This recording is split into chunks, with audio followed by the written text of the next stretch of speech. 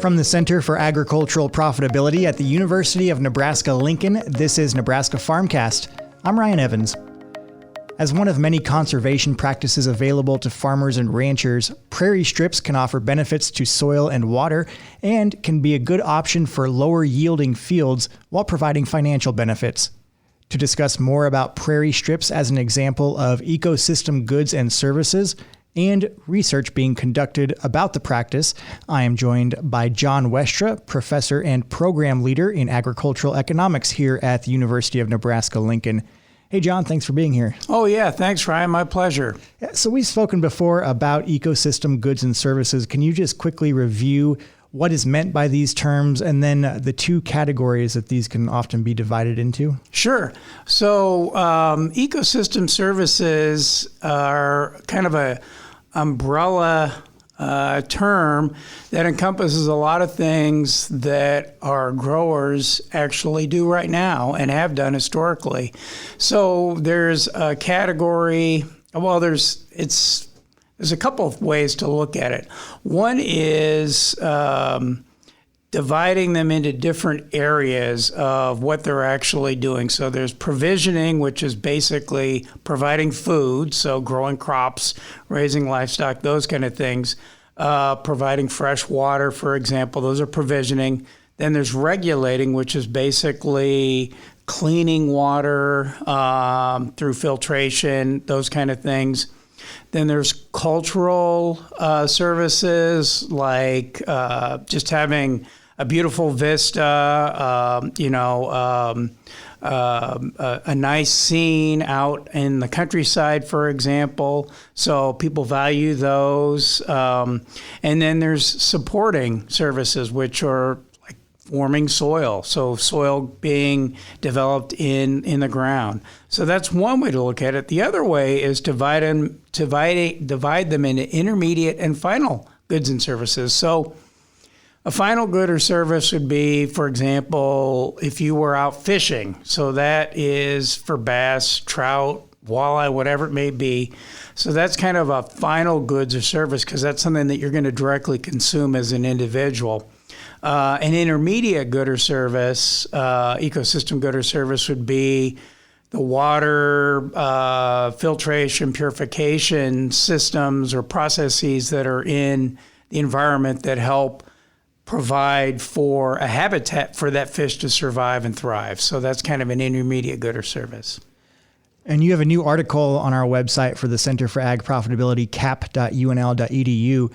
There you discuss prairie strips as one possible conservation practice that might fit into many corn and soybean production systems here in Nebraska. So what are prairie strips, and then how do they fit into that definition of ecosystem goods or services? Sure. So prairie strips are basically a strip of native prairie or diverse prairie plants that are planted in areas in the field that would traditionally have been used for like a grass buffer strip or a grassed waterway in a field. So putting them in areas where they're going to serve as a way to reduce soil erosion or runoff. So it's basically those kind of systems that a lot of growers are familiar with, but with kind of an added kick where you're, instead of just putting in monoculture, one species of grass, for example, you're planting a diversity of plants, plant grass, forbs, those kind of things in there that would have been native to that part of the country, wherever it may be. And so when you've got a diversity of plant species in there, it increases the amount of benefits that accrue. So you've got increased habitat because you've got a diverse set of plants in there. So you've got more opportunities for attracting beneficial insects, pollinator species, birds, other wildlife species, as well as creating or providing the benefits that grass buffer strips and waterways would have traditionally created, which were to provide an opportunity to capture soil that's running off of a field and nutrients that run off of a field. So there's been research that's been conducted primarily at Iowa State, because that's where this idea kind of originated from a research perspective to look at this. And they found that these prairie strip systems strategically located in fields can reduce sediment loss or runoff by up to 95%, phosphorus loss by up to 90%, and nitrogen loss by up to 85% in those fields where these kind of systems are located. And in the examples that they've been looking at Iowa State have no more than 10% of the field. So like in a 100-acre field, for example, you'd have anywhere from 5 to 10 acres at most in these kind of systems, depending on the configuration of the field. And can you talk about the economic side of utilizing prairie strips, perhaps the cost, what to expect there, and then certainly the economic benefit that these could bring? Sure. So great questions. And one of the things I was going to bring up with respect to that you highlighted was the fact that these kind of systems would generally be located in areas that are historically low yielding, or where, oftentimes the grower doesn't even break even on those portions of the field. So that's what this is targeted for. It's not in the most productive parts of the field, it's in the least productive parts of the field. And I think most growers know that there are those portions of some fields, or even many fields, that don't really pay in certain years. So, but getting back to the question of the cost. So the costs obviously are going to vary depending on the kind of seed that's used. But in terms of preparing and maintaining these systems, it's anywhere from probably about $50 to a couple $100, depending on how diverse the seed is that they have in there.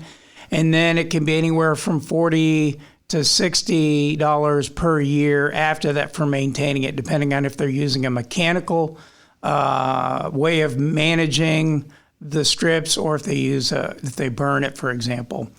Now, the benefit to this can occur if they're participating in a conservation program like Conservation Reserve Program, and these projects, these practices are eligible for cost share, both for establishing it, which is anywhere from 50 to 75% of the establishment cost can be covered under various CRP programs, and then the annual maintenance costs up to 75% or 90% in some cases for certain kinds of producers can qualify for that as well. And then on top of that, if they're enrolled in the Conservation Reserve Program, they can get a rental payment on top of that as well. And so they need to talk to NRCS personnel to find out more about those opportunities. Great. And you mentioned research being led by Iowa State, and faculty at Nebraska here and other universities have been participating in that as well, I understand.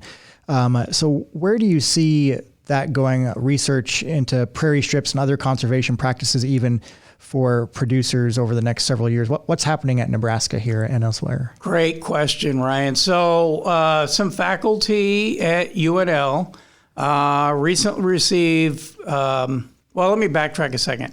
First, historically, we were involved, myself and a couple other faculty here were involved in research at Iowa State on this prairie strips project, looking at both the cost to growers and valuing the ecosystem services for that. So that research, findings from that are going to be coming out probably in the next year or so in some scientific publications, and then some publications for growers as well. But looking forward, some faculty here in the School for Natural Resources, Agronomy, and Ag Econ were involved in some funding that's going to allow for trying some of these systems out at a couple of our research facilities up at Meade, up at NREC, and then down at South Central Ag Lab and Clay Center, looking at what does this look like in Nebraska? How does this work here? What are some of the challenges? How does, what do the benefits look like? What are the costs associated with it? So just getting a better handle so we can better inform growers in our state how this might work here. I don't think it's going to be too different than Iowa, given it's just across the river, but we want to have more relevant information for our growers too. Great. Well, we'll stay tuned for that. And I want to thank you, John Westra, professor and program leader in agricultural economics here at UNL. And you can find his article on prairie strips, what we've been talking about here in this episode, on our website for the Center for Ag Profitability at cap.unl.edu. Thanks, John. Thank you, Ryan. Nebraska Farmcast is a production of the Center for Agricultural Profitability at the University of Nebraska-Lincoln. For the latest research-based information and education resources to manage your farm or ranch operation, visit our website at cap.unl.edu. That's cap.unl.edu.